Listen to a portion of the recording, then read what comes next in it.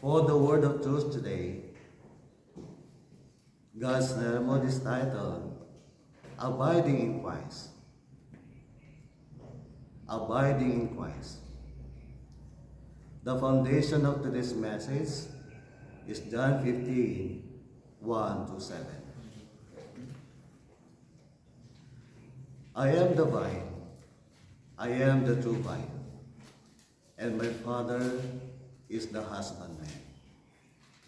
Every branch in me that beareth not fruit, he taketh away, and every branch that beareth fruit, he purgeth it, that it may bring forth more fruit. Now ye are clean through the word which I have spoken unto you. Abide in me, and I in you. As the branch cannot bear fruit of itself, except it abide in the vine. No more than ye, except ye abide in me. I am the vine, ye are the branches. He that abideth in me, and I in him, the same bringeth forth much fruit, for without me ye can do nothing. 1:15-7. Magandang Balita Biblia, Tagalog.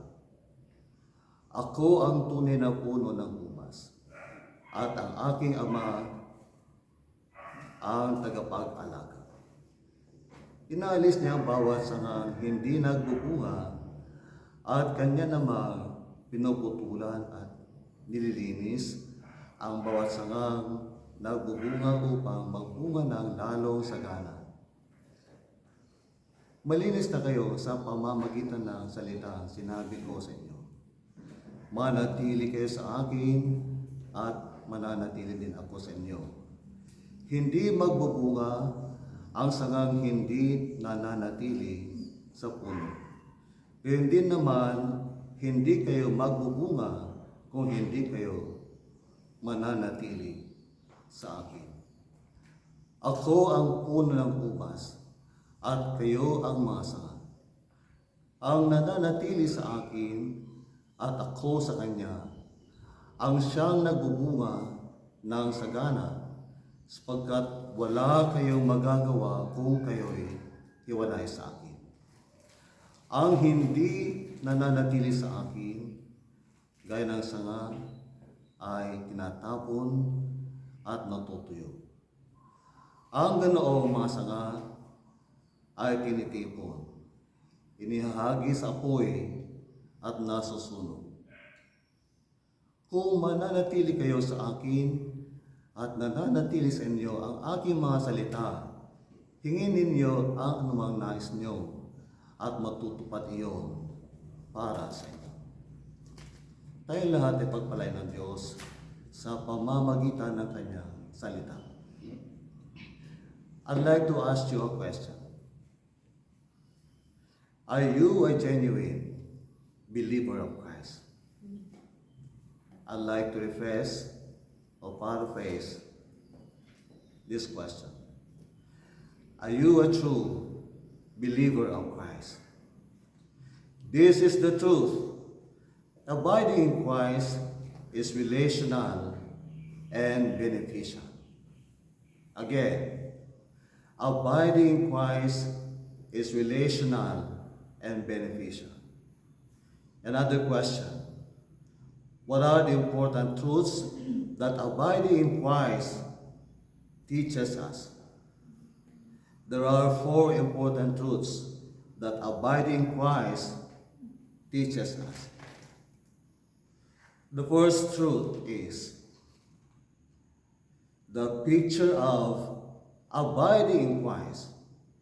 This is supported by John 15, verse 1 and verse 5. Verse 1, I am the true vine, and my Father is the husbandman. Verse 5, I am the vine, ye are the branches. He that abideth in me, and I in him, the same bringeth forth much fruit. For without me ye can do nothing. This is an analogy or metaphor. The vine is Jesus Christ. The branches are the believers. We are the branches and Christ is the vine. Sa wikang Pilipino, ang puno ay si Hesus Kristo at tayo ang mga sanga. Ikaw ay sanga. Siya ay sanga. Ako ay sanga. Tayong lahat ay mga sanga na nakaugnay sa puno kay Hesus Kristo. And who is the husbandman? The husbandman or the gardener is the Father. Now, are you connected with Jesus already? Are you connected with Jesus? Amen. Ikaw ba ay nakadugtong na, nakaugnay, nakakonect kay Hesus Kristo bilang puno ng buhay mo, ng buhay natin? Sana totoo ikaw ay merong kaugnayan, relasyon, koneksyon kay Hesus Kristo bilang puno ng buhay natin. Dahil kung hindi, ikaw ay observer lang. Alam niyo ba yung observer lang? Yung nagmamasid lang, yung nasa paligid lang ng puno, marahil siya ay balang ampalaya na pumupulupot sa sanga o marahil siya ay damo lang doon sa paligid ng sanga. Kung hindi siya totoo sanga. So dapat tayong lahat ay merong totoong experience, karanasan ng relasyon, koneksyon sa ating Panginoong Jesus.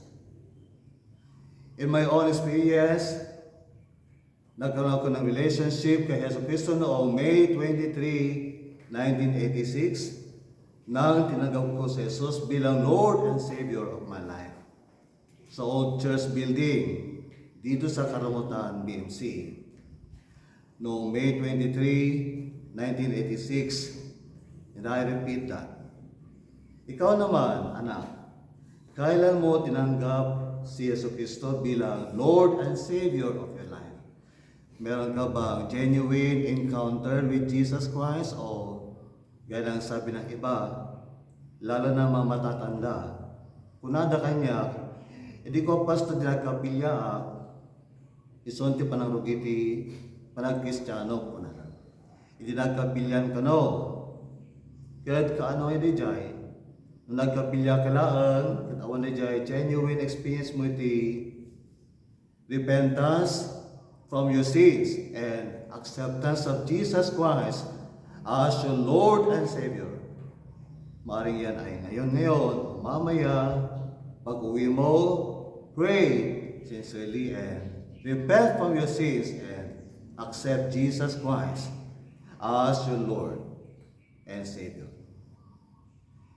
The picture of abiding in Christ. We are the branches and Christ is the vine. Nang aking tinanggap ang Panginoong Hesus Kristo, noon ay I have a close relationship with Him. Close lang. Gaano ka close? Ganito ako ka-close. Pag-gising sa umaga, Lord, thank you dahil ako'y gising na muli. Thank you, Lord, sa aking strength and good health.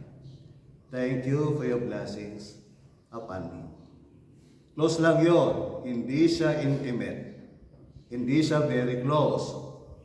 Marahil ang iba ay casual lang.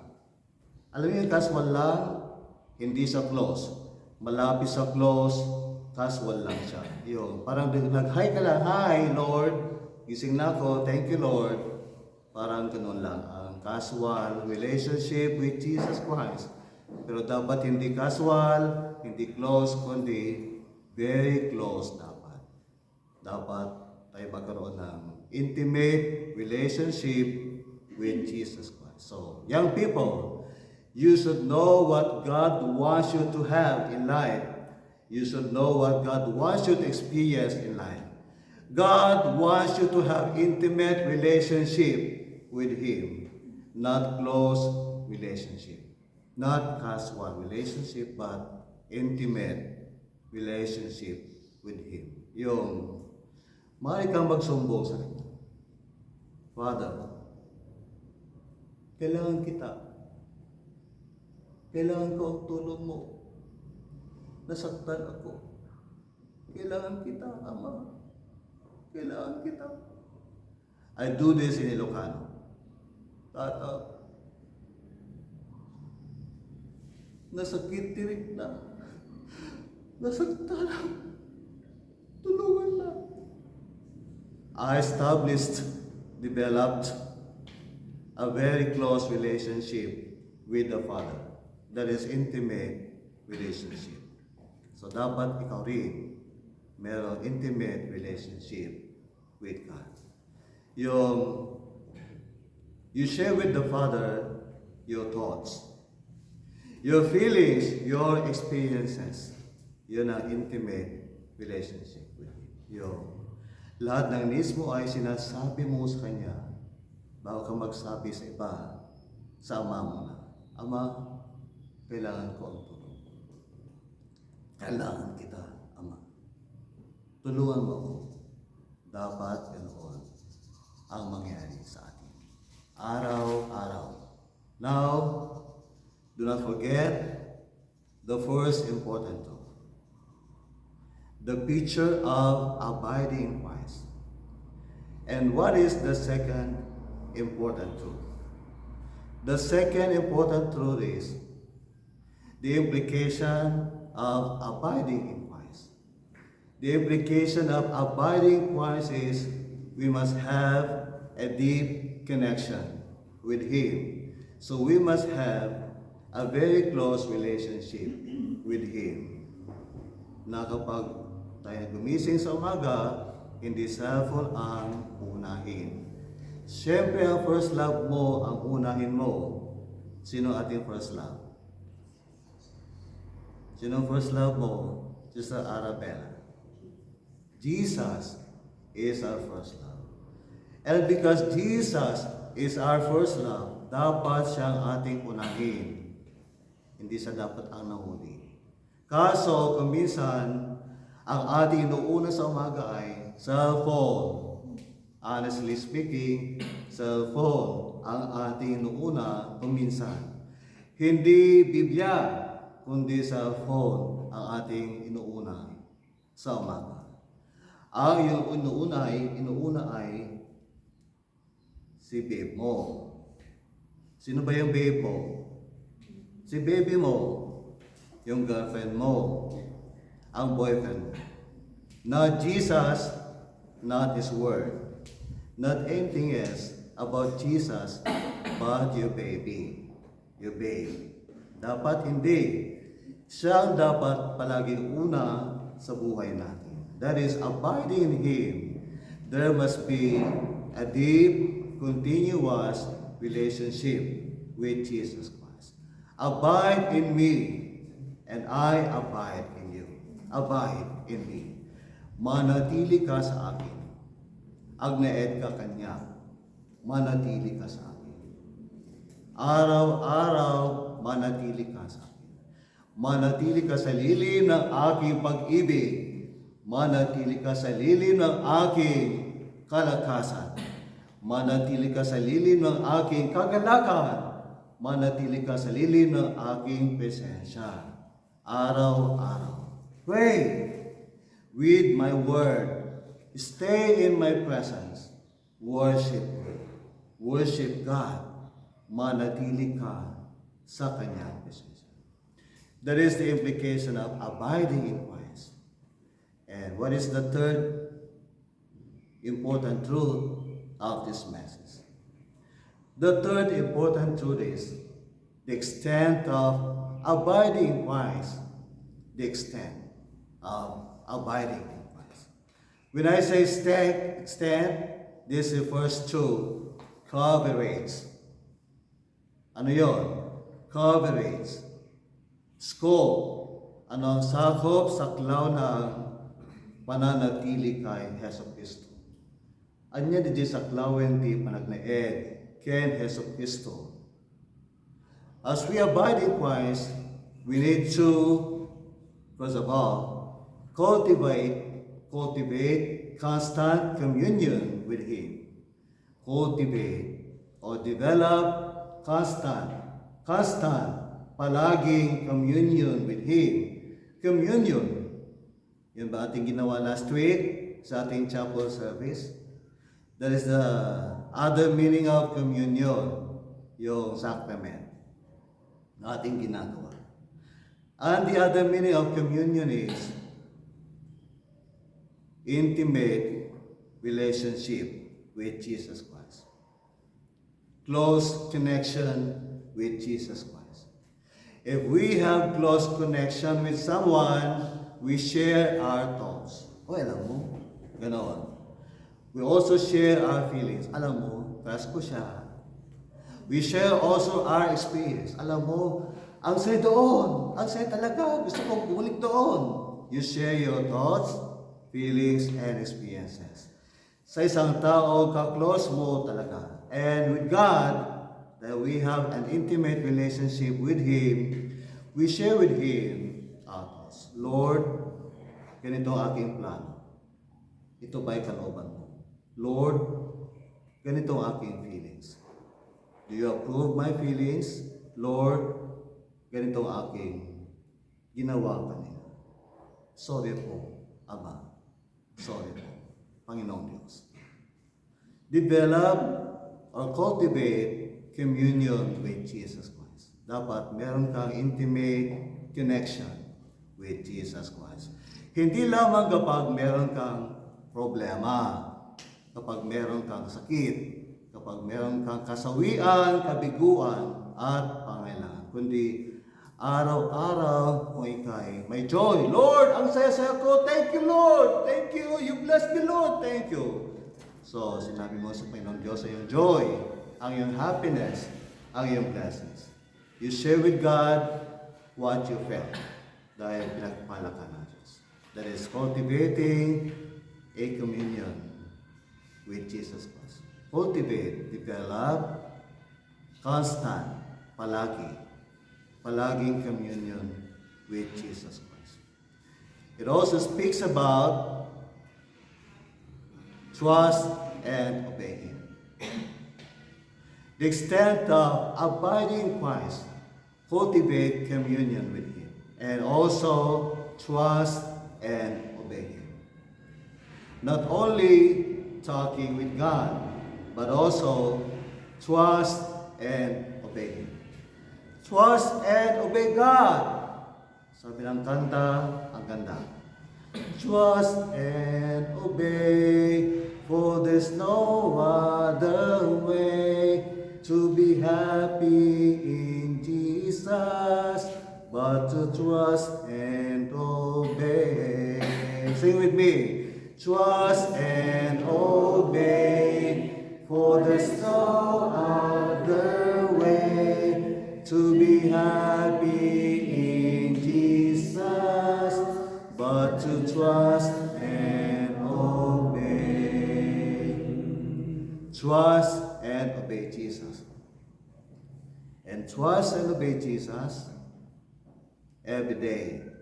You have to live in constant love and trust for Jesus. And you can do this by trusting Him and obeying Him every day. Are you doing this? Are you trusting God every day? Are you praying first before you make your assignment, or you make your assignment immediately?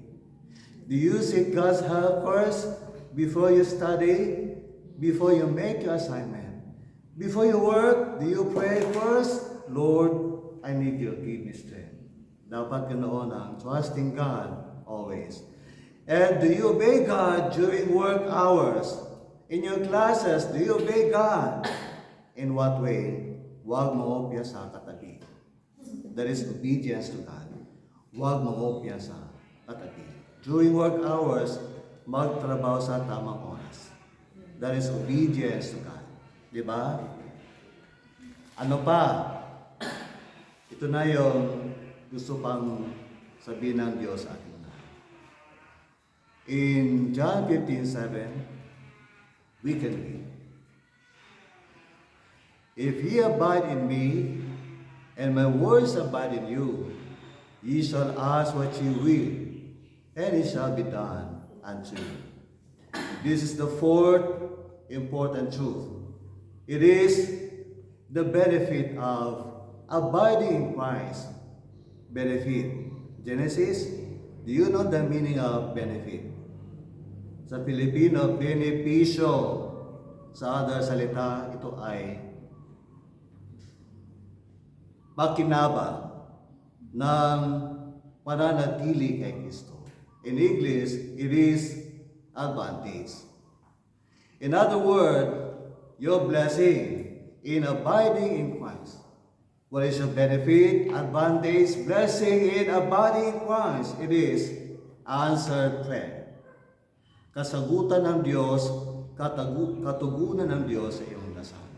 Ngayon, if you are obeying God and you're trusting God and you are practicing intimate relationship with Christ, the Holy Spirit will tell you what to ask God.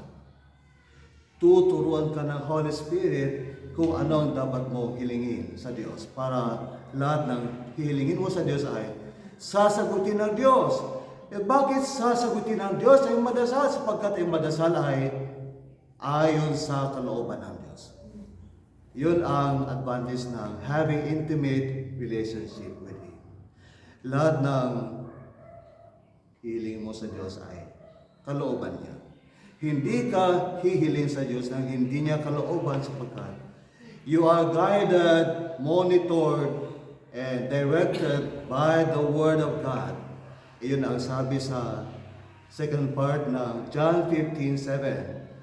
If ye abide in me, if ye cultivate communion with me, if ye establish intimate relationship with me, and you allow me to abide in your heart, and allow my teachings, my word, to guide you, to direct you, to teach you, to monitor your thoughts, your feelings, your actions, and your attitudes, your prayers will be answered. So, ito ang ating dapat gawin. Ito ang iyong dapat gawin. Hayaan mo ang salita ng Diyos ang magturo sa iyo kung ano ang dapat mong gawin araw-araw. Allow the words of God, His teachings, to teach you, to guide you, to direct you. Make the Word of God, make His teachings become part of you, part of me. Sabihin mo yun sa iyong sarili, part of me. Everybody, part of me. Kunang. Part of me. The Word of God, or the words of God, become part of me. Again, the words of God become part of me. You have to make the words, principles, and promises of God your law. Ano yun? L-A-W. Make the words, promises, and principles of God your law, yung lintag. Ito magiging batas ng iyong buhay upang ikaw maging matagumpay bilang Kristiyano at upang lahat ng dalangin mo na ayon sa kanyang kalooban ay kanyang sasagutin. Alam nyo, this is for your guidance. I was third year then. Nandun ako sa covered court. Nakita ko si Mrs. Alona Kumilang, formerly Miss Alona Galarpe Santiago. When I saw her, may bigla kong naramdaman. Biglang may tumibok. Sabi ko sa Panginoon Diyos, Lord, siya ang gusto kong mapangasawa. Yun ang aking sinabi sa Panginoon Diyos. And nung aking nag-pray formally, I said to God, Panginoon Diyos, siya po ang gusto ko mapangasawa. Siya ang kailangan ko sa aking ministry in the future. Siya ang gusto ko maging partner sa ministry. Magturo sa Sunday school. Maging teacher ng iyong salita. Siya, Panginoon Diyos, ang gusto kong mapangasawa. I pray to God, Lord, preserve her for me. Sabi ko. Kasi, meron siyang boyfriend noon. Kaya ang aking dasal noon, Lord, preserve her for me. At akin po susundin ang iyong kalooban. Ako po ay mabubuhay ayon po sa inyong mga utos. I will live in harmony with your will, with your commandments.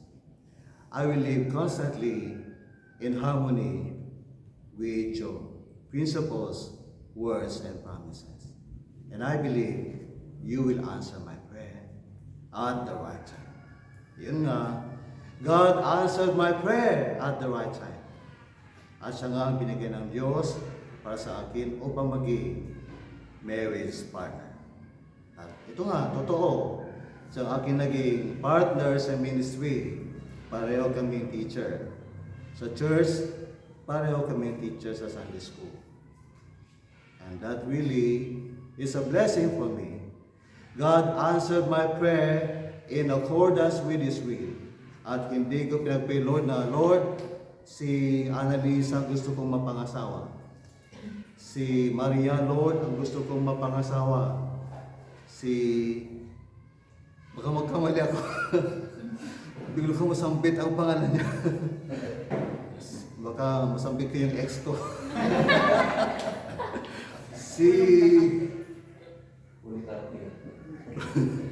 Cordapia ang gusto kong mapangasawa. Hindi pangalang ibang aking nabanggit sa Diyos, kundi ang aking nabanggit na pangalan na yung pangalan na gustong ibigay ng Diyos sa akin dahil siya pa talagang gusto ng Diyos para sa akin. Kaya binigyan ng Diyos ang babaeng pinag-pray ko sa Panginoon Diyos dahil ang aking binanggit sa Kanya ay Kanyang kalooban talaga para sa akin. Amen. Young people, what are you asking God in life?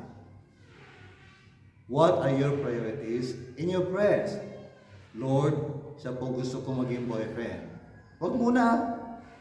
That is not your priority here. Your priority here is, Lord, I want to complete my studies.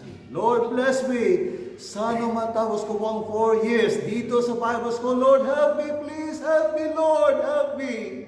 Lalo na pag nag-aaral ka at you cannot understand your lesson, meron kang assignment, nahihirapan kang gumawa na yung assignment. Lord, help me. Help me. Lord, help me understand this. Help me make my project. Lord, help me live in harmony with you. Lord, tulungan mo ako mabuhay ng kalugod-lugod po sa inyong harapan. Help me abide in you, Lord. Help me abide in you. As I am, I want to tell you from the Lord, stay in the presence of God. Remain in Christ. Manatili ka kay Kristo. Manatili ka sa presensya ng Panginoon. Manatili ka. Manatili ka sa panalangin. Sa pagbubulay-bulay ng salita ng Diyos. Sa pagsamba. Sa pagtitiwala sa Diyos. Sa pagsunod sa Kanyang kalooban sa iyong buhay. Manatili ka sa Panginoon. Manatili ka sa Kanyang presensya. Huwag kang aalis doon. Sapagkat kapag ikay umalis sa presensya ng Panginoon Diyos, ikay mapapahama. Kaya manatili ka sana sa presensya ng Panginoon Diyos. Manatili ka sa pagsunod sa Kanyang kalooban sa iyong buhay. Tayong lahat ay tumayo.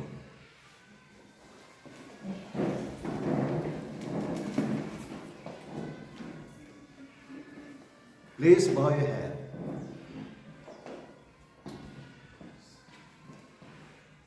Talk to God. Sabihin mo sa Kanya, Panginoon, Nais ko pong manatili sa iyong presensya. Nais ko pong manatili sa pagtitiwala sa iyo. Nais kong manatili sa pagsunod sa iyong kalooban. Nais kong manatili sa pag-ibig sa iyo. Nais kong manatili sa paglilingkod sa iyo. Lord, tulungan mo ako. Kailangan kita. Tell that to God today. Lord, help me abide in you. Help me love you, trust you, and obey. Let's pray. Father in heaven, we thank you today. Thank you, Lord, because when I was here in 1986, I started cultivating intimate relationship with you. And I nourished this intimate relationship with you for 4 years in this Bible school. And that is why you taught me to trust in you, to obey.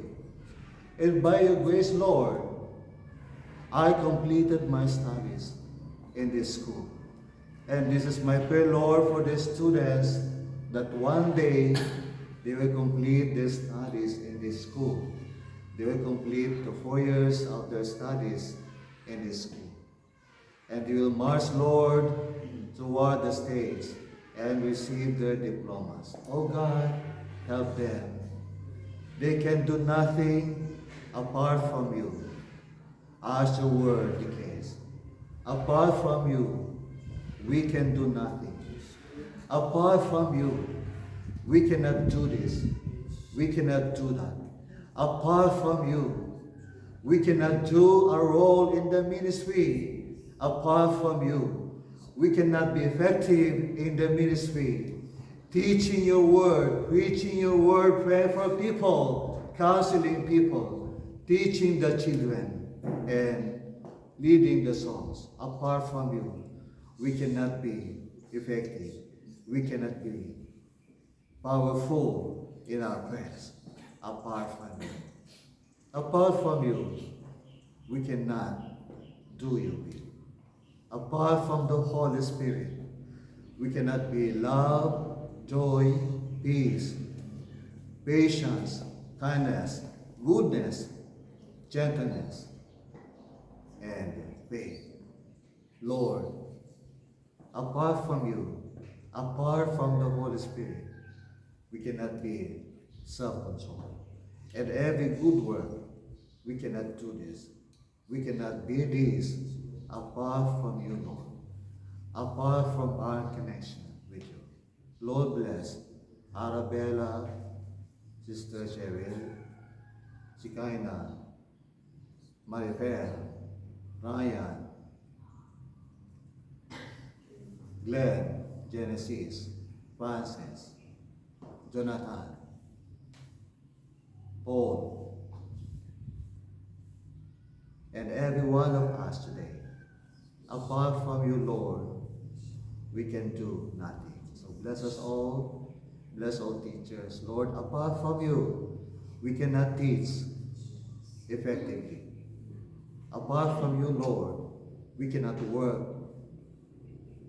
for your glory. So bless us. Forgive us, Father, Lord. Forgive us for the things that we have done against your will. And help us to obey you every day. Bless Pastor Jeff, Pastora Claire, Pastora Jenny, Pastor Jefferson, Gerson, Teacher Lona, and every one of us in this campus.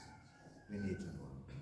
Teacher Erica, Teacher Jomar, Teacher David Chukati, and everyone in the campus. Lord, bless us all. We commit our lives to you. We trust you everything in our lives. To you we give all the praise, glory, and honor in the name of Jesus. Amen. Amen. Sorry, I did not mention your name.